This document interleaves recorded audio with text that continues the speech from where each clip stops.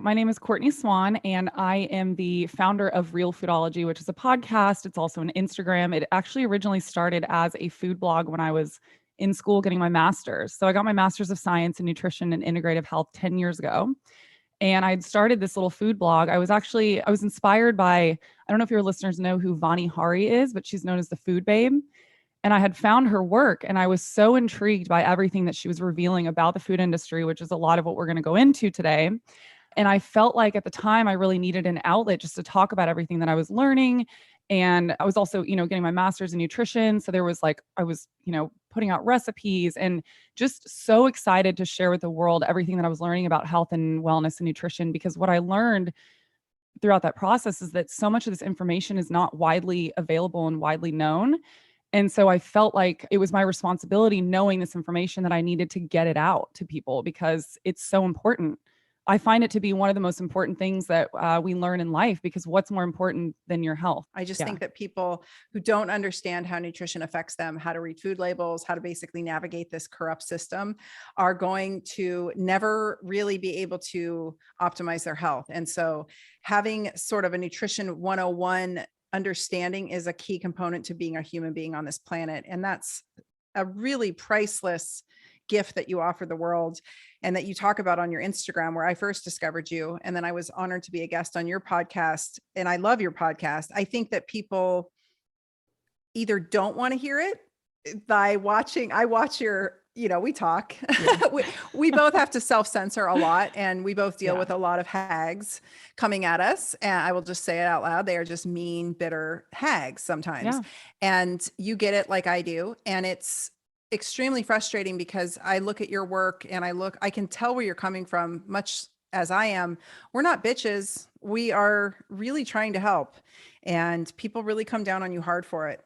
I think, Yeah. to be honest, I think part of it's because you're a beautiful woman and you're thin, and they can't imagine that you would have any clue what you're talking about, right? So how would you Thank know you. if you haven't suffered through what they've suffered? So anyway, I'm excited to talk about today. We're going to hit the big points, right? GMOs, Monsanto. And what did you say to me offline? You said it so succinctly.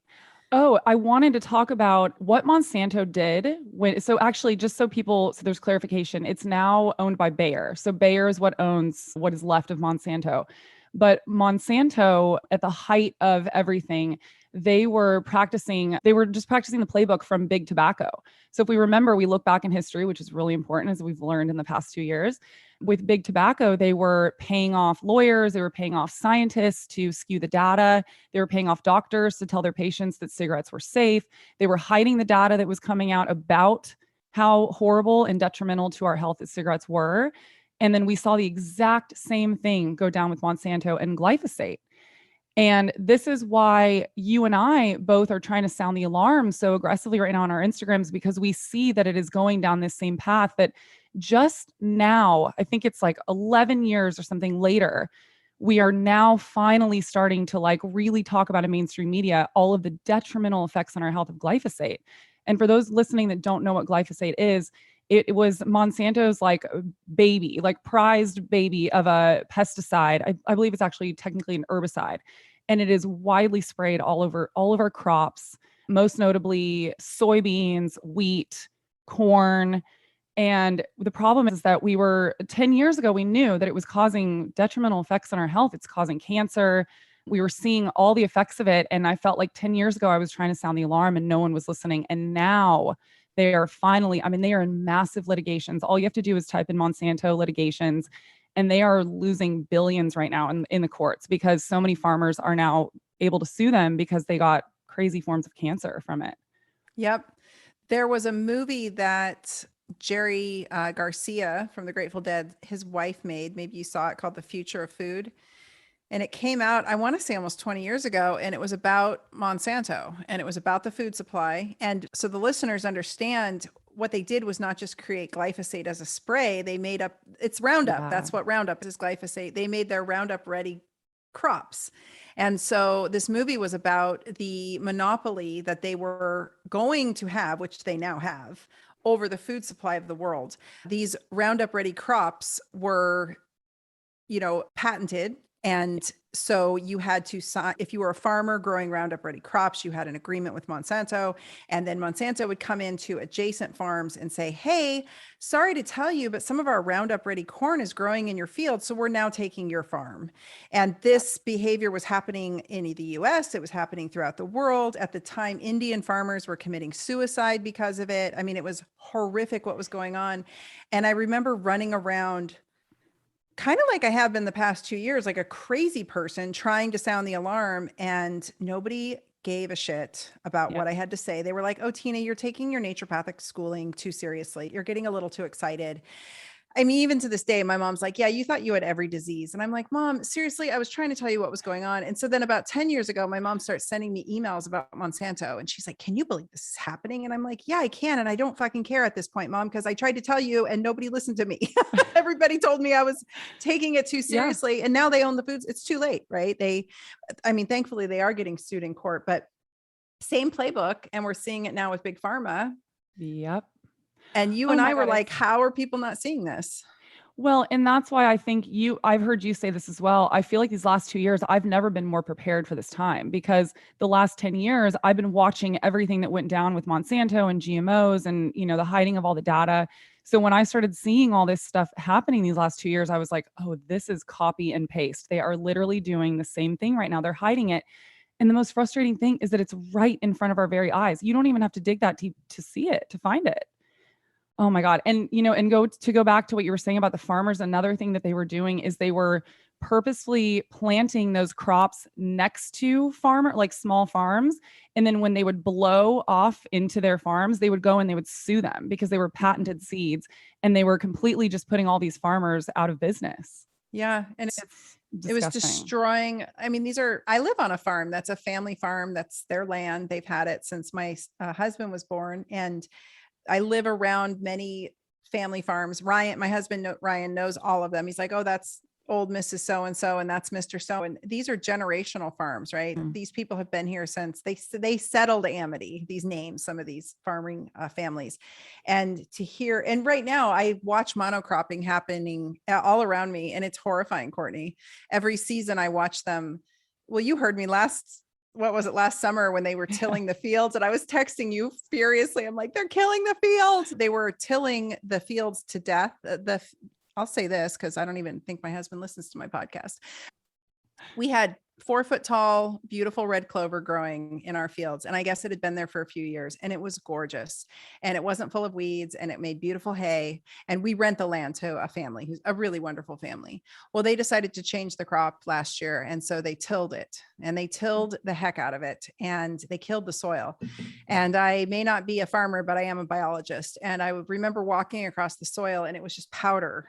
There was nothing left. And I said, you just destroyed the lungs of your field. Like, it's not going to grow. And he said, no, they planted grass. And I said, it doesn't matter. It's not going to grow. And we had a joke. I mean, at first I was joking, and then he got quite frustrated with me because it wasn't funny, because it wasn't growing. But I was like, I'll bet you $10,000 this crop doesn't grow. And he said, fine, you're on. And a few months later, it still hadn't grown. And I was like, all right, you owe me 10 grand. He's like, oh, it was not good. We had a fight. But yeah, that was not good. He didn't like that. He's like, you stick to medicine, I'll stick to farming. And I'm like, well, this kind of is medicine. It's kind of the same thing. Yeah. It's, Soil but medicine. yeah. Anyway, they replanted it, and this crop is growing, not as heartily as I'd like, but the crop behind this huge field behind us, it looks like an ocean of brown. That was wheat. They turned it into soybeans, I think, last year. And it was so interesting. I wanted to give you a play-by-play. The bugs changed in the air, the amount of bugs, the type of bugs. The aggressiveness of the bees changed. The weather was different this year.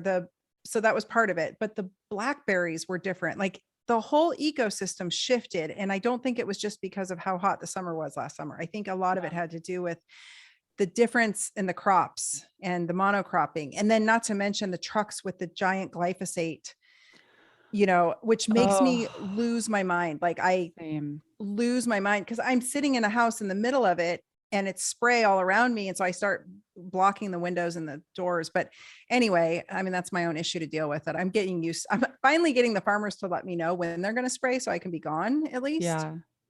But God, man, that's horrible. It's really awful to watch. And I think it would deeply disturb anybody who had even an inkling of what was going on. I didn't know this is how it worked. The amount of water that they put on that field behind us, and the amount of work and labor and just time that went into just one monocrop. Like, And it's explain to not even people what that means, why that's bad. okay. So if you think about on a normal stretch of land, like how we used to farm, you would have a variety of all these different plants, right? So monocropping is basically when they just dedicate one piece of land for one type of crop. And more famously, we do that with soy, corn, and wheat. And we do that because we want to yield high production of it, right? But what happens is you lose that diversity in the soil because you don't have all these other different plants and varieties to feed the soil. And then you add insult to injury by spraying it super heavily with pesticides, which, it's not just killing the pest itself. Think about what it's doing to the microbiome in that soil. Everyone listening should go and watch the film Kiss the Ground on Netflix. They talk very in depth about this, and probably way more than I can. But they talk about how in one like teaspoon of soil, there is more microbes than there have like ever existed in like ever. Like there's so many, or that doesn't really make sense, but I'm like, there's so many microbes that you can't even imagine in one little teaspoon. So imagine that stretched out an entire spread of land, and we're killing it off with the pesticides, and then we're tilling it, like you said, and tilling is taking off that top soil. So it's completely destroying the soil. And you should look it up, the difference between monocropping soil versus regenerative farming. And it's frightening, the difference. And the problem is what's happening is that we are creating this problem where this soil can only be planted in for so long because we're killing off all of the microbes that feed those plants. Because think about those microbes they serve a purpose. We're killing them off, and those are what give life to those plants and give the nutrients that you need. So then when we're growing these crops, we're not getting all the vitamins and minerals in there that we used to. And then on top of that, we only get to plant for a couple cycles instead of what we normally do, which is rotate. And you give the land a chance to regenerate, kind of like get back to its normal state, and then you can plant it again. But we're just constantly just overplanting on it and spraying, and it's destroying everything. And then on top of that, I feel like the climate change is a huge conversation right now, right? And everyone's going after the wrong villains. The problem is this monocrop agriculture that we're doing right now. What we need to be doing is focusing on regenerative farming, which doesn't do the tilling, so it leaves the topsoil intact.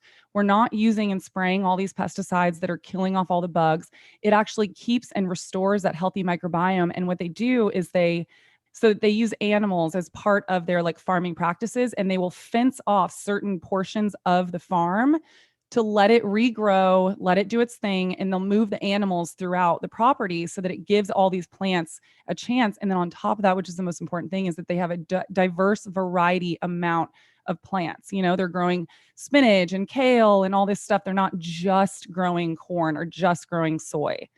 And then with this process, what happens is it captures carbon from the atmosphere and brings it back down into the soil, which is food for the microbiome of the soil. And then it's also reversing climate change for us because we're getting all that carbon out of the atmosphere. Right. Yeah. And I live in wine country, so that's also a monocrop. It's really wild out here. It's beautiful when you drive through it, but then you realize what's going on, and you realize the monocropping, and it's like, it's really hard to know what we know and to see the world through our eyes. And, to someone looking in, even my husband, he's grown up out here. He understands farming, I'm sure, far better than I do. Yeah. But he's looking at it, and to him, it's one way. And to me, I'm like, oh my God, like, do you understand the implications of this long term? Right. It's not even, so we've got that. We've got the environmental impact, like I said, the ecology out here completely changed just from the shifting in the crop. And sorry to interrupt you, but they talk about this on Kiss the Ground. Actually, there were some farmers that they interviewed on this documentary that actually went from conventional farming to regenerative because there was one farmer specifically who had 3 years in a row that he did not yield anything, like zero crops, because it was messing with the weather systems because of all of the pesticides and the tilling, and everything was literally causing hailing and all these crazy thunderstorms The second that he started practicing regenerative farming, he had rain, he had normal weather systems again. It's really crazy how it actually affects it affects everything, the entire ecosystem. It was so wild to watch. And I thought maybe I was making it up. There was a difference in the energetics out here, the deer, the coyotes. I mean, everything was different. And I couldn't put my finger on it, and then the blackberries were just these sad little shriveled up things. I think it's because they got so overly watered by the watering of the soybean field. And then to add to it, the heat that came, we had some, flashes of rather hot weather. And I just was, as a biologist watching it all, it was mind blowing. It was baffling to me. And it was also, I couldn't imagine what it was doing to the health of the people working the fields. Like how unhealthy is it to be bathing in these pesticides all the time? But we digress. Let's talk about let's talk about the regular average everyday person who doesn't care about any of this. This is so far detached from their reality that it doesn't matter. What's happening to them? What happened in the 90s when the food system shifted to hyper palatable, scientifically studied, the bliss point and the seed oils and all of that? Like, where are we? Bring us to that and then to here. So basically what happened is our food palettes got hijacked, and people didn't even realize that we were no longer eating food. We were eating food-like products. And the problem with these is that they are tricking your brain. One, tricking you into never having a stop point. So there are literally food scientists whose entire job is to formulate that food to make it just like at that sweet spot, the bliss point, which is where it's just like salty, sweet, and fatty enough to where you literally can't stop eating it. Like, think about when someone opens a bag of Doritos around you and you're just like, next thing you know, the whole bag is gone. And you're just like, I don't even feel full. I've never like eaten this much food, but I feel like I couldn't stop. No one binge eats on, like salmon or like maybe mashed potatoes if you're really hungry, My mom's mashed potatoes, maybe. Exactly. But there is that stark difference of like, you don't feel like you literally can't stop eating, your salmon or your mashed potatoes. Whereas with Doritos or something highly palatable and highly processed like that, there is this element of you almost feel like you're under a trance with it. Like and it's done like that for a reason. And the problem is that now our bodies are not recognizing this as food, and essentially ends up being empty calories in the sense that you're not getting any sort of nutrients from that at all. So your body is kind of like, okay, so we had all this, it's almost like just eating air that's causing a lot of damage to your body because your body's like still starving for nutrients, which is why we're seeing an epidemic of obese people that are completely devoid of all their nutrients. I mean, they'll get like, hormonal panels done and just general panels done, and their vitamins and minerals are almost non-existent because they're not eating real food. Right. They're totally malnourished. They're overfed and malnourished. That's America. Yeah, absolutely. And then, on top of that, we also had a thing in the 70s. Do you know about that Harvard study that they paid these scientists off to? So what happened was they found that the leading cause of heart disease was actually sugar, not fat. But the sugar industry got a hold of this, and they paid these scientists off to say that it was actually fat that was causing heart disease. Well, then, of course, spark off the low fat movement that happened in the 80s. I mean, we're still kind of trying to clean up that mess now. People are still thinking that eating low fat is good for you, because what happened was we replaced the fat with sugar, because fat, it creates that mouthfeel. It really gives food like a good taste. And so they had to replace it with something to make the food taste good. And so now all of a sudden, everyone's eating these super highly palatable, really sugary treats, thinking that they're doing the healthy, right thing. And this is really what, in my mind, skyrocketed the obese epidemic. Oh, yeah. Well, let's take that a step backwards. That was actually triggered by the pharmaceutical industry because they had brought statins to market. And there's a book called Prescribing by Numbers where they go, it's infuriating. It was the movement of pushing statins. They basically hijacked the colleges or the medical schools and started indoctrinating the students there to be pro-statin, anti-fat. And this was a movement done by a group of vegetarians, of course, and big pharma Yeah, I don't have the whole story straight. The book breaks it down though. But there was, instead of, this was the advent of the pharmaceutical rep and coming in and getting doctors to believe whatever the story was. And so we have the pharmaceutical industry adamantly wanting to push statin drugs and needing a fall guy. So fat was the fall guy. Fat, and then if you even take it back even further to the whole Mediterranean diet, right? And that data was rigged as well. They took, what was his name who did that study? I'm blanking today on Was names. it wasn't Ansel Keys, was it? Yes, it was Ansel Was. Keys. Okay, I couldn't remember if it was him. Yeah. He took that graph that when he looked, first of all, that study was done during a war. And so people were rationing food and the soldiers were coming in and taking all the sheep and taking all the livestock. So these people were forced to be eating grains and bread and olive oil because that's all they had.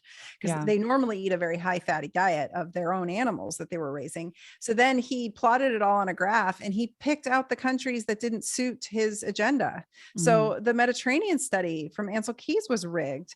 And then later the statin thing led to the sugar industry basically doing what you just said, covering up the whole sugar thing. And so in the 90s, I know that all of the big food corporations got together and had a meeting, and they knew that they were driving obesity in the early 90s. They knew that they were responsible for this. And I think it was Kraft or General Mills. One of the big guys got up and basically just said, like, let's not do anything about it. Let's just keep going. That was kind of the big meeting, culmination decision. And so they did. And so here we are. Well, they still to this day, they do this. They put the blame on the public. And they do this with parents. They put the blame on the parents and say, your kid is obese or not healthy because of the choices you're making. But then behind the scenes, they aggressively market to children. Think about the toys that are put in McDonald's, and they put their favorite TV show on cereal boxes. I mean, there's trillions of dollars that go into the advertising, and then they try to put the blame on the public. And look, I'm not saying that there's not personal responsibility here, but the problem is what we were saying in the very beginning is that this information is not widely available. And the way I see it is people are doing the best that they can. For the most part, I believe, at least, or I would love to believe that people generally want to be healthy and they're trying their best, but they're genuinely so confused because there's so much advertisement money going behind all of this.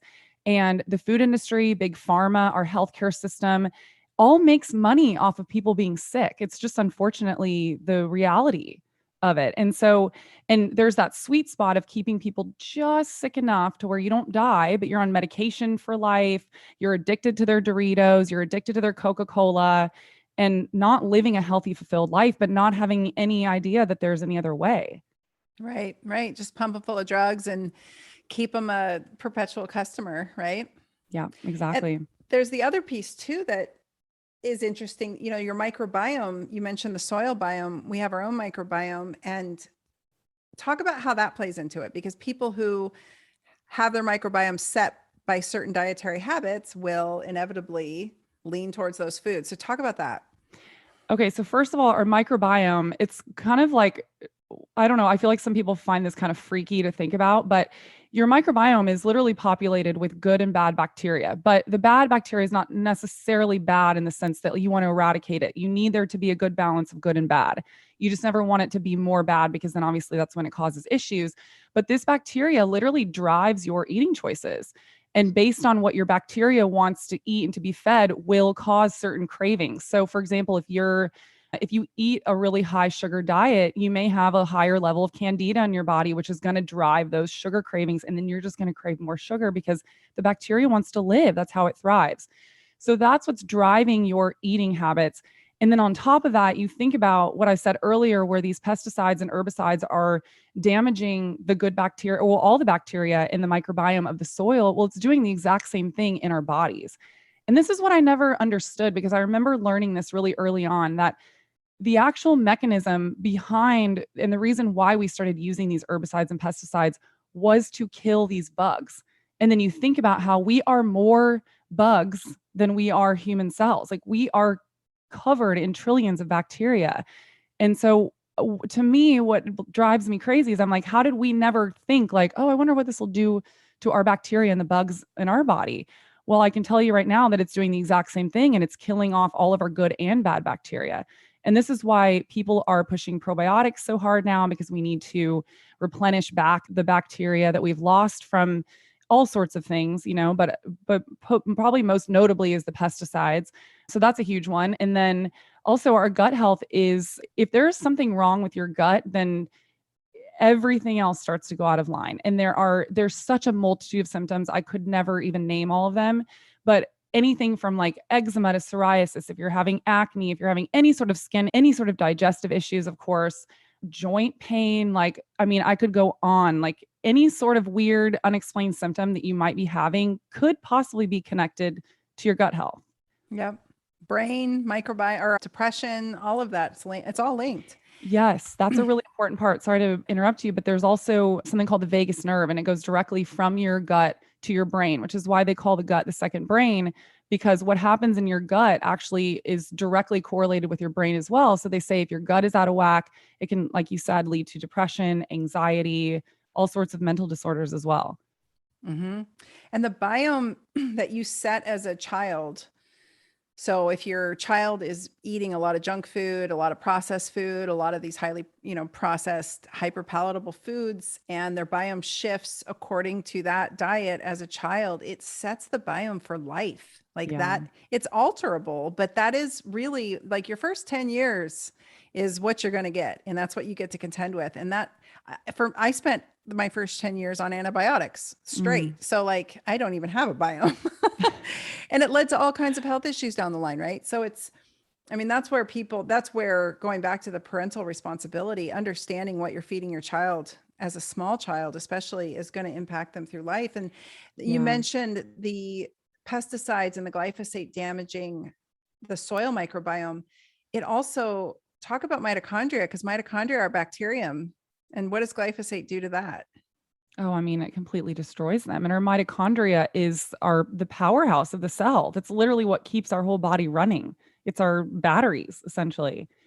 Yeah, it's really frightening. I mean, and it's gotten to a point where later on in the episode, I do want to talk about some things because I don't want this to be all like doom and gloom, but I do really want to sound the alarm because it's very frightening. I mean, they're finding glyphosate in the placenta, in mom's placentas. They're also finding it in our drinking water. We're finding it in organic food now. For those who don't know, the reason why I buy organic more than anything else is to avoid glyphosate, because glyphosate's not legally allowed to be sprayed on organic crops.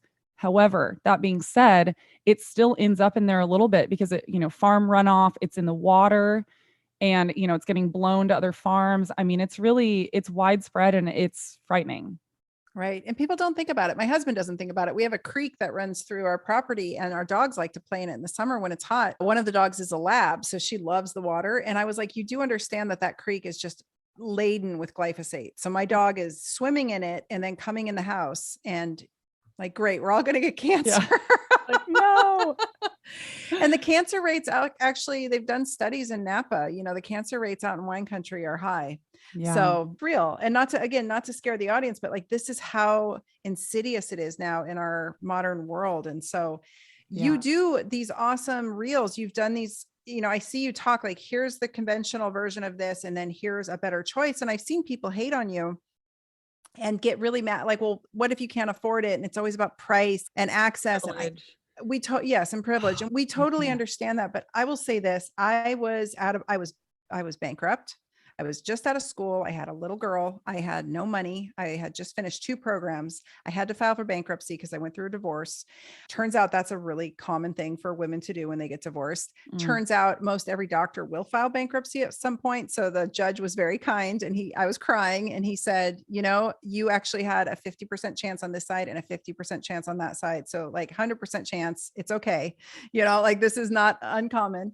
And I had to scale things way, way, way back. And I got to a point where I couldn't afford to feed my daughter and myself and have I was just starting my practice. Things were tight. I made sure she ate impeccably well, and I made sure she got the best food first.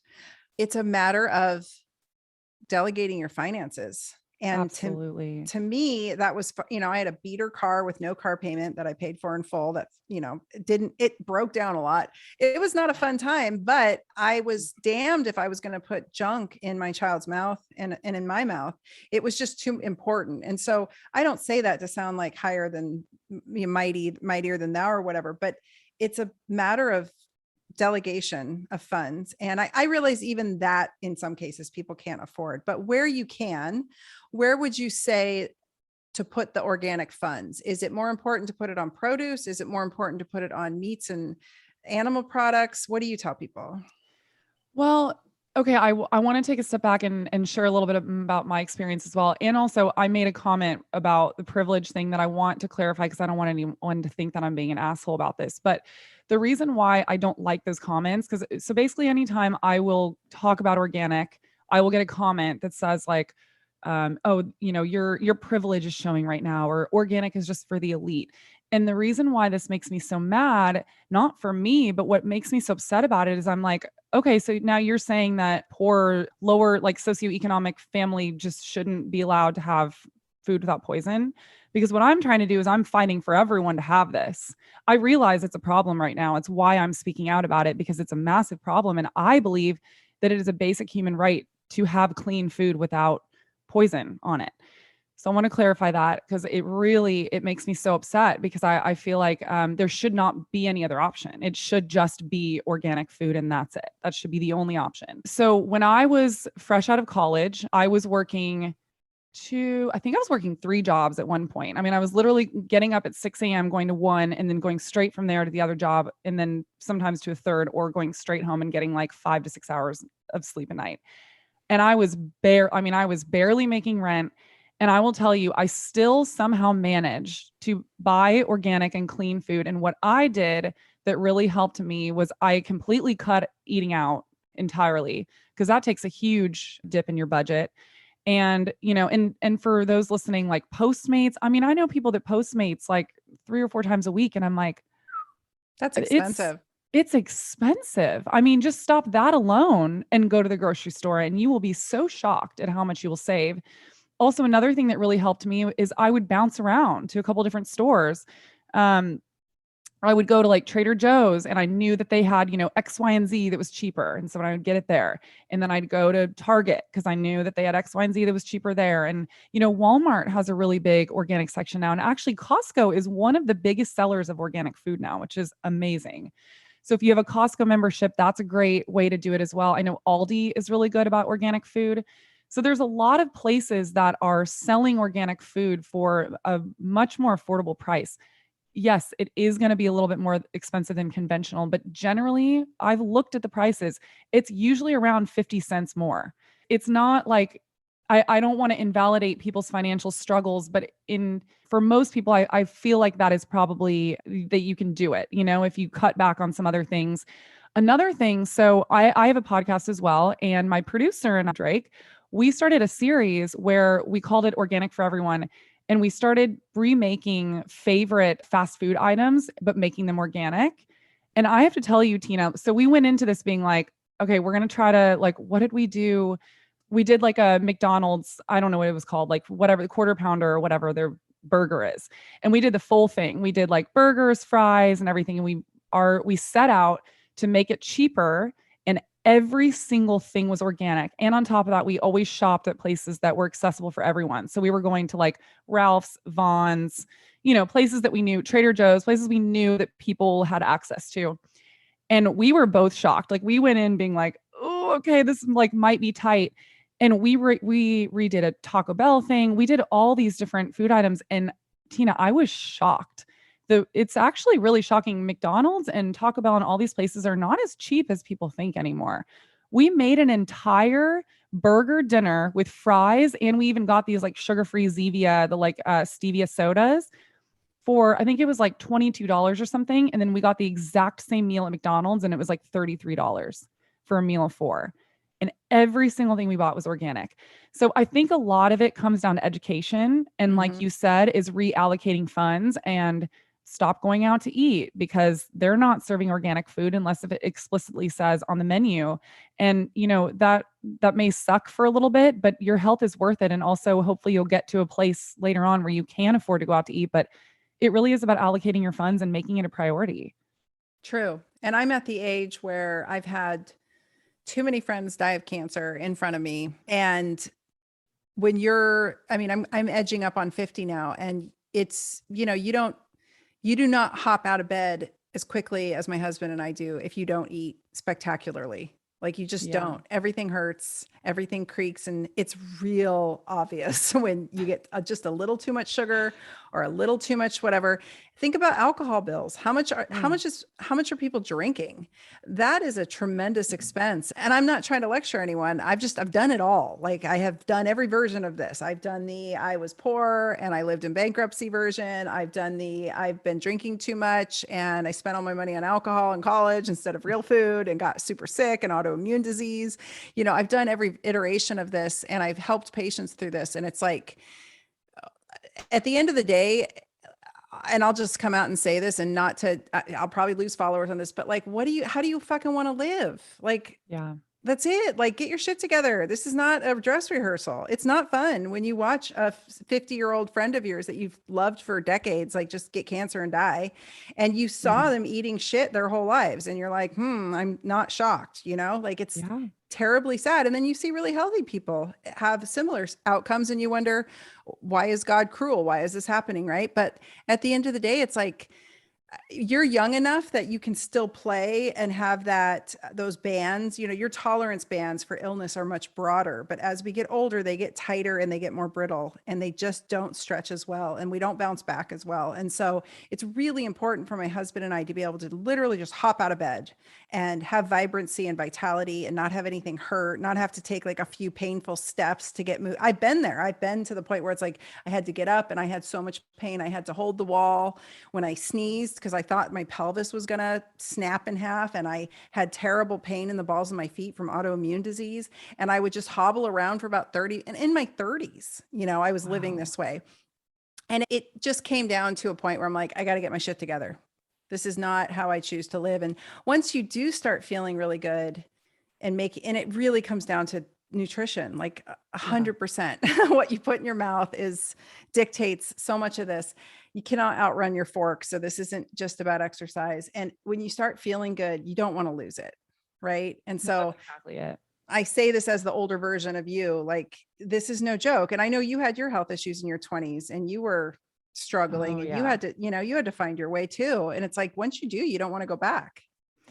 Well, that's exactly it. And you also, once you get to this new place of health, you look back and you realize that you didn't even know how sick you felt at the time. I think so many people are walking around not even understanding or conscious of how much better they could actually feel because they have no comparison. Right. And I sometimes wonder if they even want it to be. I've sat with patients before in the room with them and I go over the same thing over and over, round and round we go. And I finally look at them and I'm like, do you even want this? Like, what are we doing here? Do you want that? And it's always, oh, I can't stop the sugar addiction. I can't stop this. And it's like, dude, what you put in your mouth is everything. How do we get them to come around to understanding that if not for them, then for their children, right? Because they're setting the example in the household for the child. I know I did it. I was too busy to cook. I was one of those parents. I was too busy to cook. And so while I ate well, I was eating out well. So I was probably ingesting way more seed oils than I should have. And that was causing some issues. And I would make quick foods, but not foods that my daughter necessarily wanted to eat. And she kind of got in this situation where she didn't want my food. She liked her dad's food, but she didn't like my food. We were divorced. So I quit cooking because I didn't want to cook for one. And I'm ashamed I did that because I was too busy. I was like in 2 programs in school and I was starting my practice and all that. Yeah. And she's in her 20s now. She's in her early 20s. It turns out she's actually a really good cook. She likes to cook, but I did not imprint her palate correctly, if you will. And she has some health struggles. And I think back and I think, man, if I had just taken a half an hour a day I made her nice little lunches all the time, but I didn't cook her delicious dinners.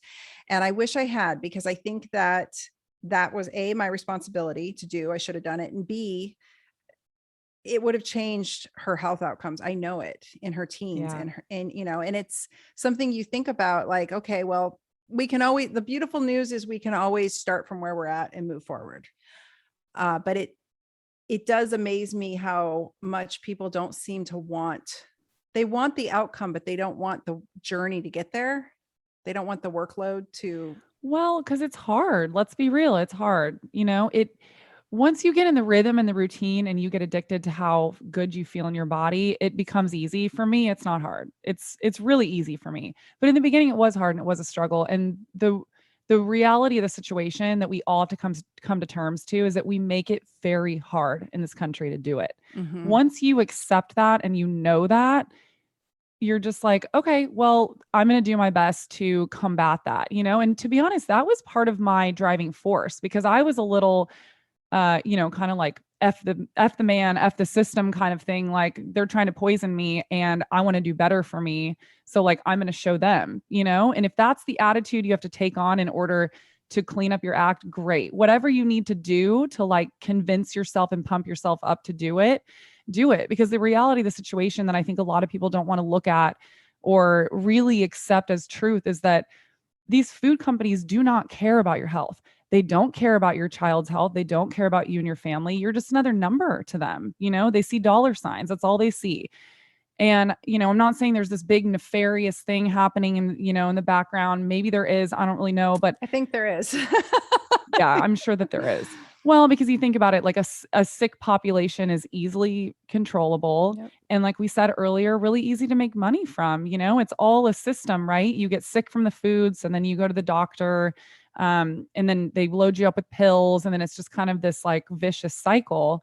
And there's a lot of money to be made off of you. And that's another driving force for me is I'm like, I'm not letting someone else make money off of my sickness. Mm-hmm. That was me. That was my driving. That was it. I was like, this is ridiculous. And I Yeah. don't, and maybe vanity comes in here too. I Oh, think that that's a, absolutely.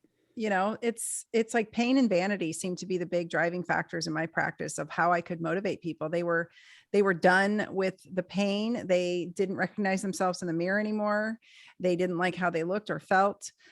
Beautiful women who didn't recognize their faces anymore because of the years of sickness had taken its toll.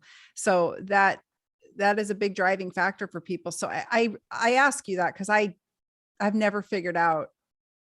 I've done all kinds of training in motivational speaking and this and that, and I still cannot figure out what will motivate somebody past that point of Well, like getting stuck in this wheel of like knowing you're being poisoned, knowing, yeah, it is hard. Okay. But we do hard things. And then like, how do we get people to see that? Because there's a lot of people in our camp and we talk to our echo chamber, right? Our followers are like, yeah, we're with you. We do all the same things too. And that's great. And we reinforce it for them and they love to hear it. But I really am interested in speaking to the people who, like my assistant, shared with me about a family member who follows me, who has some health struggles and is, used to be a more like have a healthier, body fat distribution and now is struggling with that. And like, how do we get those people on board? yeah. The Well, people who really need it. there's a lot of stuff happening right now too. One, people for some reason cannot wrap their brain around the fact that these companies don't care about them.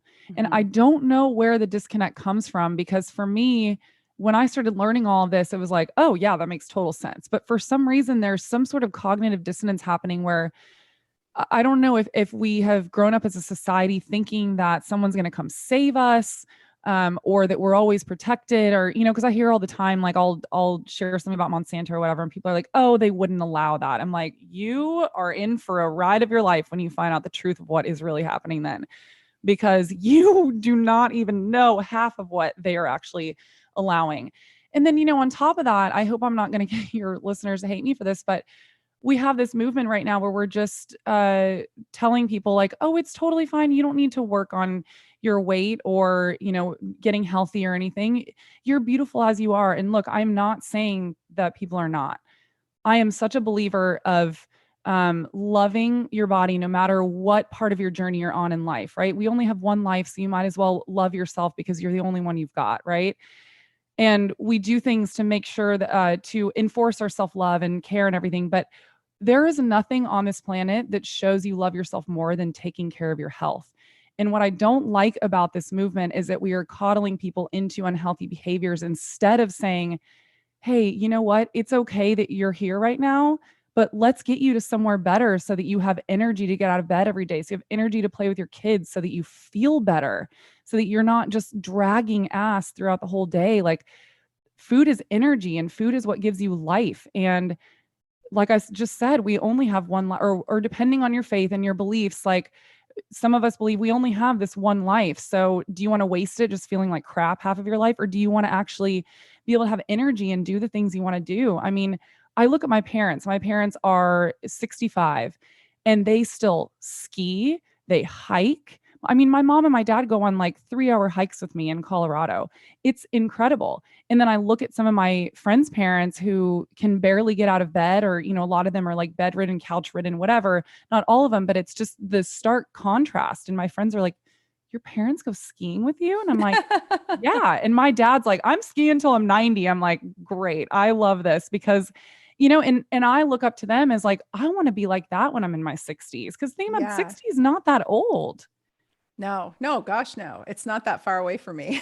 Yeah. I still feel like I'm 25 and I'm like, wait, my body is not responding the way that it's supposed to. But honestly, I'll say this, whenever my body is not responding the way that I expect it to, it's always due to something I put in my mouth in the last 3 days. 100%. Every time I'm like, oh, why do I have crippling anxiety today? Oh, I wonder why. I know what I ate the last 3 days. I'm pretty, I pay attention. It's also, I say this because it is so freaking empowering to feel good. Like my lights are It is.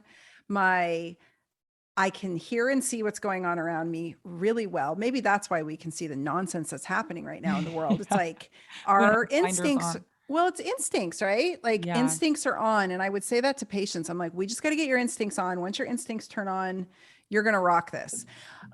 But if you take a dog, I mean, we are to a point as a society where the bulk of our pets have diabetes now Mm. God, it because makes our pets are so obese and sick. Our pets are now dealing with Western human diseases. And we yeah. now have medications for it and vaccinations for it. It's crazy Mm. town. What it's just crazy when you start looking at the stats on dogs, pets. It's wild. So Yeah.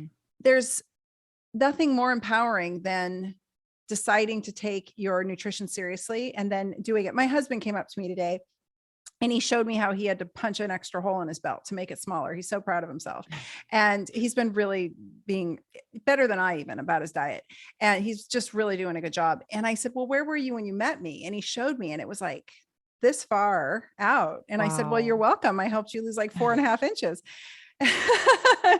And That's he just amazing. is so empowered by it, right? And he makes these decisions for himself, and he learns and he listens, and he follows you, and he follows a couple other people, and he says, you know what so and so said? And I'm like, right on. And if I want him to hear something and I don't want to be, because coming from me, it's like Debbie Downer all the time being the wife. So Yeah. I'll send him your reel, or I'll send him Carnivore MDs, or I'll send him somebody else's content, and he'll ingest it, and then I hear him talking to a sibling or talking to a friend, and he'll be like, did you know that lectins and blah, blah, blah, blah. And it's so cute. So he's learning. And that really is it, you guys. You said it earlier, learn nutrition and teach it. Like do one, see one, do one, teach one. Like you got to teach it. And when you own something and you start to share that information out, it's really empowering. And the family unit, I think being involved is critical as well. We can't just have one person in the family saying, I'm going to really choose to eat better now, and then the husband's against it and the kids are against it. We've got to get the whole family involved. I know there's been movements. I mean, boy, they tried to cut off poor Michelle Obama's head when she tried to. Oh, and I have something to say about that actually, Yeah, please do. that I'll people end my rant. probably don't know. No, I love that was amazing. So everyone remembers, I believe it was called Let's Move. And the very beginning, the intent behind that, Tina, was actually to get people to move, let's move away from processed foods. And then General Mills, Kraft, like all these big food companies got a hold of her and they changed her narrative to be, let's move our bodies. And then it became all about exercise. And it was like, oh, don't worry about Ah. your food. Just move your body. You'll be fine. Oh, it's insane. I was Yeah. in chiropractic college and I was sitting in bone pathology, and bone pathology is pretty intense. Like you get to bone path, I think at like quarter 6 or 7. So you're well into your medical education. And then people are like, hang on, it's going to be rough for bone path. And bone path is basically looking at a bunch of x-rays in a dark room and identifying disease processes from the inside. So I was in naturopathic college learning about them from the outside and on labs. And then I'm in chiropractic college learning about them in the x-ray room from actual images. You learn a lot from people's bones. There's a lot that they show. Mm. And I would always raise my hand. I'd be sitting in the back of this lecture hall and I'd be like, hey, what does diet have to do with this? We'd be learning rheumatoid arthritis or psoriatic or any of these like crippling, life devastating, like stuff you wouldn't wish on your worst enemy kind of diseases. And Mm. I'd be like, hey, what does diet have to do with this? And they'd be like, oh, nothing. Don't worry about that. And this is in 2008 in chiropractic college, which is supposed to be holistic.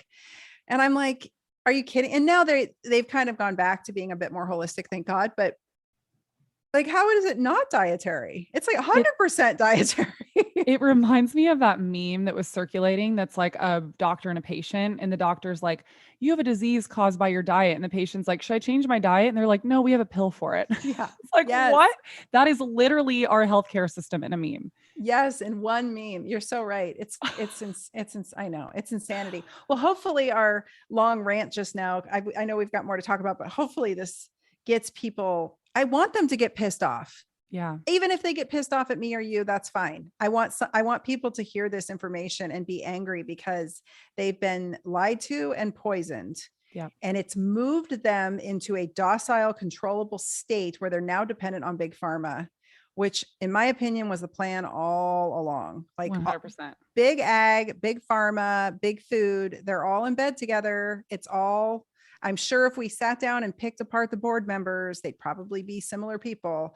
And It's a revolving door. yes, or have had some, I mean, look at artificial sweeteners and the whole history behind artificial sweeteners. And that's a whole other podcast, but it's frightening. And it's when you actually stop to read the books and look into it, it's terrifying. And it's more than just, and people, like you said, oh, they would never do that. They wouldn't allow that in our food supply. It's like Splenda, for instance, was actually an insecticide. It was in a lab as an insecticide. And from what I understand, there was a language barrier and they said, test it. And he tasted it instead. And in tasting it, it was super, super sweet. So they pushed it to market. It's an insecticide. What is that doing to our microbiome and to our mitochondria? And we now, all these years later, it's always the bro science guys and their frickin' artificial sweetener addiction that come at me on the Instagram, and they love to do it. And they're always like, there's nothing wrong with artificial sweeteners, blah, blah, blah. All you have to do is show them the studies that have come out in the past few years showing what artificial sweeteners do to microbiome in your gut. And like, oh yeah. But then their brains don't want to register what you said, which is the premise of naturopathic medicine, which is all disease starts in the gut. So it's like, these are such big concepts for people to have to piece together. And I understand that it can be overwhelming, but bottom line is what you put in the pie hole dictates the whole orchestra, right? Exactly. And if you take away one thing from this entire episode, just know that these large food corporations do not have your health in mind when they're creating these foods. Whatever you need to do to understand that and get that into your brain, that will serve you very well, because trusting these companies blindly and just thinking that they are producing foods and thinking like, oh, this would never come to market if it was that bad for me or whatever, that's a fallacy. I'm sorry. I hate to break it to you, but that, for me personally, that is what I had to come to terms with. And then everything changed for me. Yes. I mean, it's What's the assembly happening line, now. right? Like Yes. keep them slow, fat, and dumb and sick, and they are much easier to control. And I've said that since I was 16 years old, Courtney. And my mom would always be like, oh, you're being a little too harsh on people. You don't give them, they don't think like you. They're not as smart as you. And I'm like, Mom, people are falling for this shit. And it's obvious. It's really obvious if you just look at it, and no one wanted to hear it. And here we are, easily controlled society dependent on big pharma. So I'm like, how do we get out of this? Oh, well, let's start with food. So what do you suggest for people? Like, okay, the average consumer, they're listening right now and they're just like, holy smokes, this just blew my mind. Where do I start? Okay. So first and foremost, my biggest thing I always tell people is let's just get back to real food. And what do I mean by real food? Foods in their whole natural state. So obviously, produce, fruits, vegetables, meat.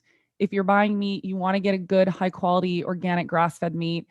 If your budget is just so tight, there's no way. At least try your best to get organic meat or grass-fed meat if you can't get, the combination. I know places like Trader Joe's, Walmart, Target, Costco, all of them are carrying forms of organic meat. So I would try your hardest to do organic if you can, because the non-organic meat, the cows, the meat itself is just of a lower quality. It has a higher level of omega-6s versus omega-3s because of they're eating grains instead of what they were meant to eat, which is grass. And on top of that, they're eating that Roundup Ready corn. So they're getting a dose of pesticides in there, and they're getting injected with antibiotics and hormones because they want to grow them and fatten them up in a shorter amount of time so that they can send them to slaughter quicker.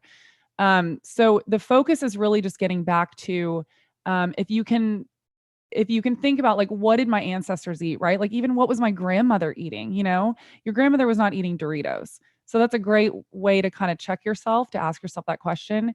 And then another thing is, as far as like packaged, so like processed foods, I always tell people this: look at the ingredients on the back. If you could technically buy all of those ingredients while you're standing in that grocery store and make it at home. I'm not saying you have to, but just if you could, if you recognize all those ingredients, like there are these cassava chips that I buy, and I'm like, okay, it's literally cassava flour. Or maybe that's not a good idea because I feel like cassava flour is not as well known, but I feel like you can kind of find it anywhere. There are these almond flour crackers that I buy, and I look at the back of the ingredients, and it's literally like almonds, salt, rosemary, because they're like this rosemary flavor, baking soda. Basically, the point is that if you could buy all those ingredients, then that, I would say that processed box is fair game. You can buy it. That's okay. What really gets us into trouble is the stuff like, the Doritos or, obviously the Coca-Cola, because it's really high in sugar, but things that carry all these ingredients that you're like, what is TBHQ and where would I buy this? So you put that back on the shelf, and that's kind of your guiding. That's really what I use to guide myself through the grocery store. I love that. I have a similar rule. It's got to be 5 ingredients or less. Yeah. And I have to be able to pronounce them all. And I have to know what they all are. Yeah. Like, I just have to know what they are. Exactly. If it's like polysorbate 64, blah, blah, I have no idea what that is. And I've studied chemistry. You have to Google it. Yeah, exactly. Well, it's funny. So people always apply that. And then I love this joke because people are like, yeah, but acai is a good fruit, but what the hell is like, a lot of people don't know what acai is. They'll see it and they're like, what is that? So yes, but you're right. You can usually apply that and it works. I try to avoid anything processed. Actually, I try to, somebody said it in my Instagram on the comments. They said, and I'm not a super religious person, but I love this. She said, if it comes in the form God made it in, eat it. Or others have said, if it comes in the form off the farm, but if it looks like what it looked like when it came off the farm after it had been processed. Exactly. Well, processed meaning the animal had been deceased. And if it was once alive, you can buy it because that applies to plants and animals. True. So yeah, yes, I think those are really good rules. I like to also say shop the periphery of the grocery store, although they're messing with the periphery of the grocery store. Sometimes I go into grocery stores now and the periphery is all soda. So I can't really. It's because they caught on to us. Yeah, they're like, we're going to confuse them and put some stuff in the periphery now. Yeah. But, hit the produce, hit the butcher, hit the big things, stay out of the middle lanes. The middle lanes tend to have a lot of crap that shouldn't go in your mouth. Yeah. Well, and don't be scared of, so there's kind of this movement right now, especially with the veganism movement. And look, I'm not trying to vilify, if anyone listening is a vegan, that's totally fine. I fully believe in bio-individuality and everyone eating whatever is best for their body. But I do think there's a lot of confusion and there's a lot of people being fed a lot of misinformation. And I just believe in informed consent, right? And there's a lot of vilifying going around of meat, eggs, milk. And what's happening is we're trying to blame modern day diseases on foods that have been around for thousands of years. So I always try to tell people, I'm like, think about this logically. Just take a second to sit down and really think about this. Humans have been eating meat, eggs, butter, milk for thousands of years. And we have only recently in the last like 30 years seen this massive spike in these modern day diseases. Well, what are all of the things that we have been adding to our food supply recently? Well, a bunch of preservatives, natural flavors, fillers, seed oils, pesticides, which is why organic food is so important. What are some other things? Those are kind of the big ones. Artificial fats. Yeah, I was going to say fake fats. Yeah. I'm old enough to remember the advent of all this. This didn't exist when I was a kid. And I remember it coming into being in the early 80s and the mid 80s and then the late 80s when it really started ramping up. And I'm old enough to have seen the shift in people. Like I lived in Southern California and everybody was thin and fit and tan. And then everybody got obese. Everybody got obese in front of my eyeballs. I saw it happen, including my family members. So I was like, something is wrong. Something is going wrong. It's what Robin O'Brien is famously known for quoting. And she said, are we allergic to the food or are we allergic to what we've done to it? And what happened was, I don't know the exact time frame, but I think it was around the 90s. They started just completely messing with our food system. They started throwing GMOs in without, and this was without telling the public, by the way. They started administering, what is it called? I believe it's RBST that they inject the cows now with, which is a growth hormone. That's another big one that's been connected to cancer and all sorts of stuff, which is why, again, organic milk is really important because it's not allowed to have that in there. But we just slowly started incorporating all these things, like sneaking it into our food. I mean, I will never forget this. So my mom, when her mom was still alive, we had gone and visited her once, and my mom opened the cabinet and she was like, oh my God, she still has saltines and Ritz and all this stuff. And I remember her sitting down, my mom, and she said, look, Mom, I'm going to show you how to buy like a healthier organic version of these. If you still like really want your saltines, let's go get a version that's just the like organic wheat and salt. And she went and she showed her the label and she goes, Mom, this is not the same label of food that you were buying 20 years ago. They snuck in all these preservatives and everything. And I remember my grandma being like, oh my God, this used to never be here. And that's kind of what happened, is that people had all these brands and products that they learned to love and they grew up with. And then all of a sudden, without them even knowing, they completely changed the ingredient list. And it was no longer just the wheat and salt or whatever it used to be. It had all these preservatives, it had hydrogenated oils in it, which are now banned, but it was, ugh. Oh, the hydrogenated oils. That was my entire lifetime. I think hydrogenated oils, we could probably point to that and high fructose corn syrup for destroying the planet. Yeah, that's another one. Literally.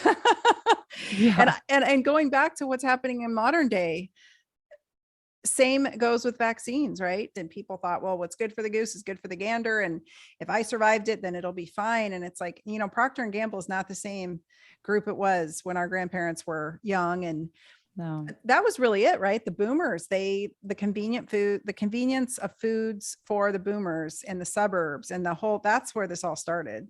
Oh yeah, it was the women going back to work. It was also, there was war. And so they were trying to figure out a way to like, get more food out to people for cheaper. And I mean, there was a couple different things that happened that just completely destroyed our food. But a lot of it, the problem is convenience. Convenience is killer, unfortunately. Like we're just buying all these processed foods to help the working mom. And I'm not saying that to like shit on the working mom at all. But I'm just saying that was part of what happened that changed the food system, is that the mom was no longer in the kitchen and having enough time to cook an elaborate meal from scratch. It was like we had to make these foods more convenient and easy. And what happened was we were cutting corners and having to put preservatives in there. And, and then with grocery stores, they add a lot of these preservatives so that bread or whatever it is can sit on the shelf and be okay for 3 months. Right. That's a big problem too. Mm-hmm. And people aren't realizing what is going into that. I think the easiest solution for me has been just to simply avoid most anything that comes in a package if I can.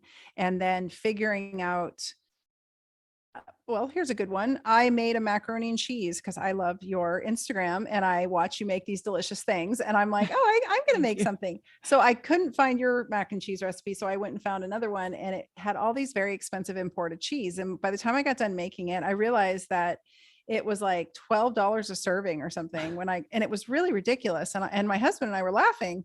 And so I didn't go back to, it's only like once every 6 months that I really need like that carb hit, that macaroni and cheese hit. So I went and made some the other night, and I used Tillamook cheese, which is not organic, but it's a higher quality. And I know where it comes from at least. And, did use some other organic cheeses in there, made a delicious mac and cheese. And it wasn't all organic, but it was homemade. It certainly was better than what would come out of a box or from somewhere else. And it was amazing. I was very impressed with myself because I'm not a good cook.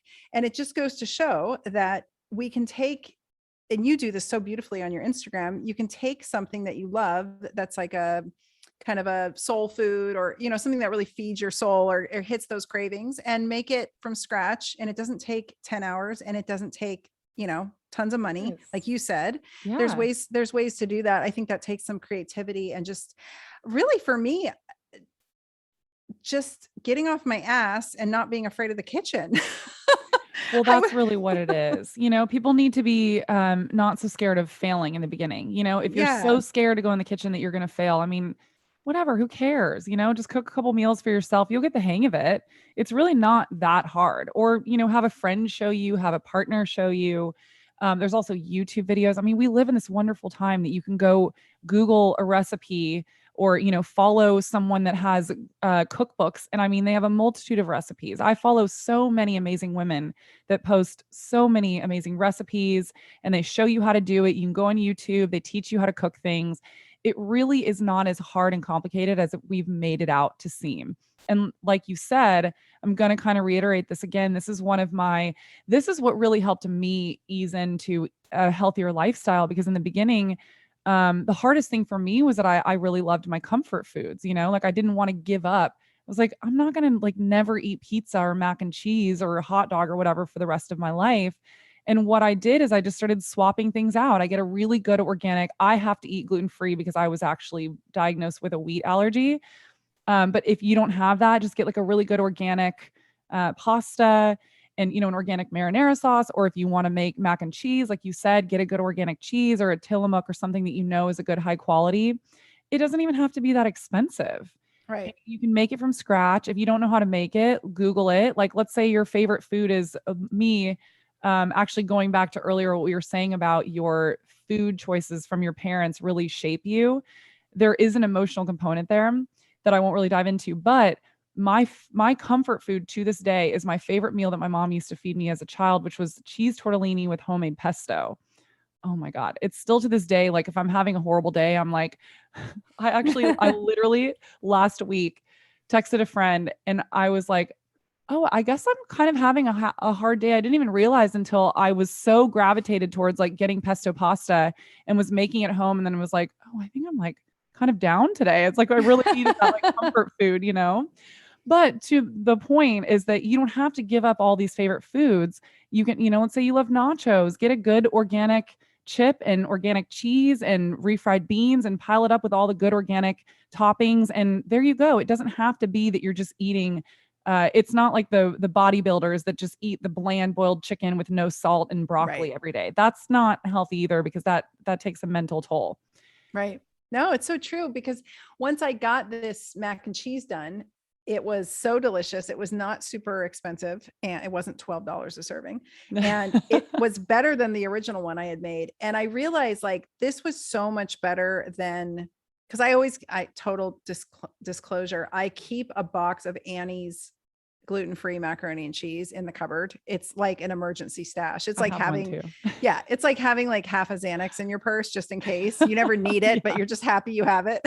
Exactly. in case the world's melting down around you, you're like, okay, I can manage. So, or like I carry my CBD in my purse. So I always have that. And I didn't want that. I wanted something richer. And I realized if I just make something delicious, it didn't really take that long. It was so fulfilling and satisfying. And then it was just so much tastier than the box. Right. Yes. And so it hits the spot even better. And I don't eat that way regularly. Like that's not something I don't carb load like that on the regular, but it was totally worth it. I lifted that day. I figured I earned my carbs. And it was just really, really satisfying. Like I felt very proud of myself. That's, Yeah. I was very proud of myself for cooking this delicious meal that was so satisfying. My husband went back for seconds and I'm like, I am a domestic goddess, Tina, who does not know how to cook.